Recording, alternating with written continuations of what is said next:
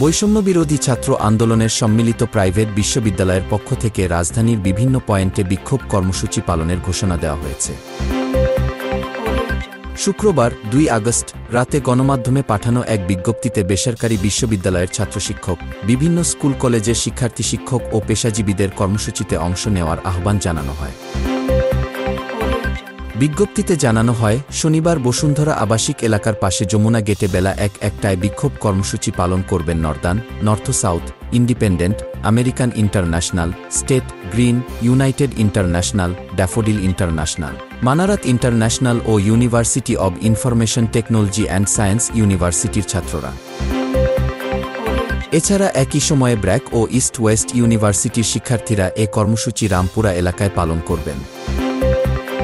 ৯ দফা দাবি ও অসহযোগ আন্দোলন সফলের অংশ হিসেবে এই কর্মসূচি পালন করা হবে বলে বিজ্ঞপ্তিতে জানানো হয়।